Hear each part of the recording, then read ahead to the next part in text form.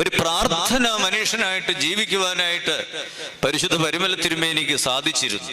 പ്രിയമുള്ളവരെ, ഞാനിത് പറയുമ്പോൾ ഞാൻ ഉൾപ്പെടെയുള്ള നമുക്ക് ഇത്രമാത്രം ഒന്നും സമയം പ്രാർത്ഥനയ്ക്കായിട്ടോ ഭക്തിപൂരിതമായ ജീവിതത്തിനായിട്ടോ മാറ്റിവെക്കുവാനൊന്നും അവകാശപ്പെടുവാൻ സാധ്യമല്ലെങ്കിലും നമ്മുടെ മുൻപിലുള്ള ഒരു ചെറിയ സാധ്യതയാണ് നമുക്ക് ആത്മീയമായി വളരുവാനുള്ള ഒരു സാധ്യത. അല്പമായിട്ടെങ്കിലും നമ്മുടെ ജീവിതത്തിൽ സമയക്രമീകരണങ്ങൾ വരുത്തിക്കൊണ്ട് പതിയെ നമ്മുടെ ജീവിതത്തിൽ ഒരു വിശുദ്ധന്റെ ജീവിതത്തെ അനുകരിച്ചുകൊണ്ട്